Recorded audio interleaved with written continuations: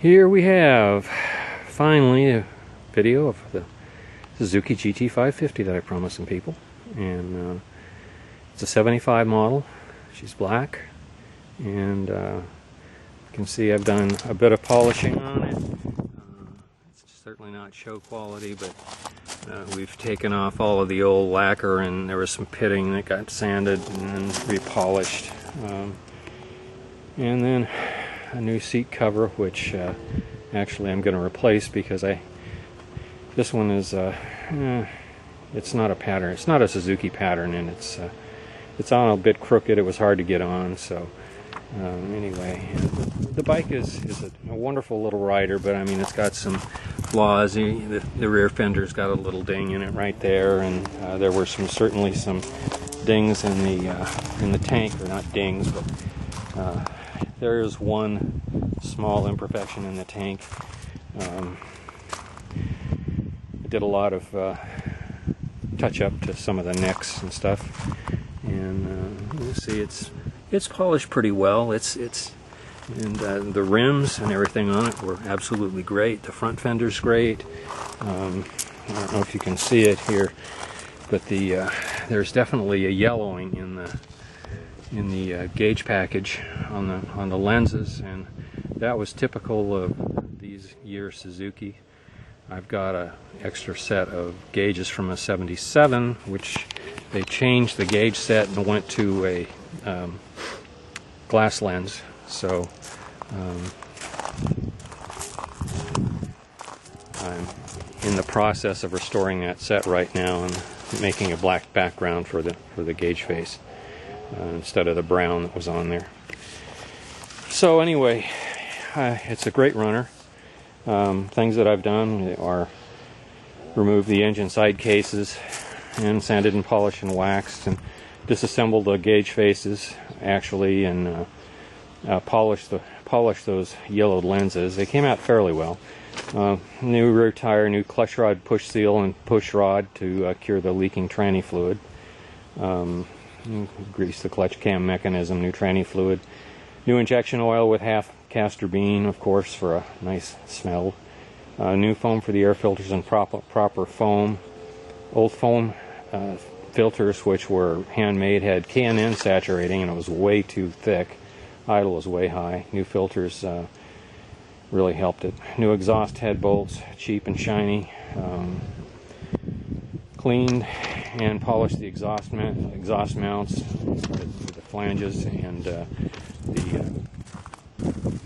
not sure what you call these, but those things clean up real well with a Dremel tool and a wire brush, I found.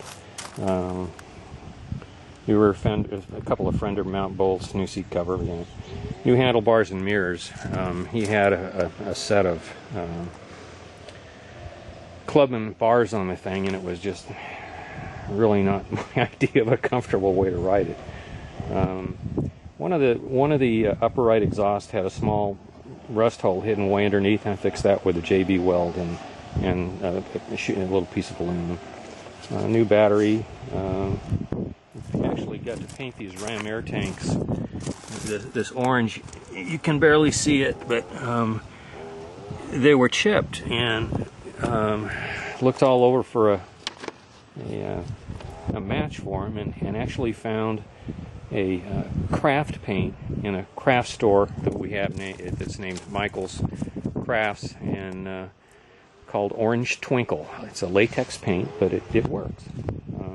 Still have an issue with the electric starter. Probably have to live with it. I do have a new clutch, set of clutch plates, and I've actually got a used clutch that I got off of eBay that actually has the starter clutch included. The starter clutch on this is mounted behind the clutch itself, so I'm going to pull when I've got to put new plates and new springs on it.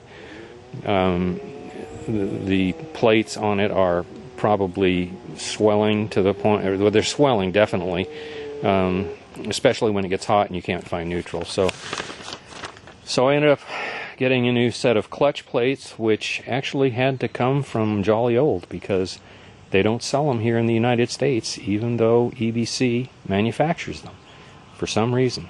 And the crazy thing is, I bought them from, I think, a place called New Break, and they arrived 2 days later from Britain. I was absolutely amazed. So anyway, this is just a short walk around. A lot of polishing and shining and cleaning on the bike. You'll notice down here on the carbs, this rubber bellows right here. I don't want to turn it sideways, but this rubber bellows right on top of the carb typically really just absolutely melts, and that it was typical. And there's rods that extend down from this shaft here, and there's a hinge point here and a rod that extends down to the carb slide, and the goo was just it reached all the way down the that shaft all the way almost to the carb slide. So new bellows for about $15 a piece, but it was worth it. Really, although all they do is keep crud out of the top of the carbs, but makes it look a heck of a lot nicer, and probably makes the carbs function better. The carbs themselves were quite out of sync, and the Suzuki method for syncing the carbs involves shorting spark plugs out and then adjusting the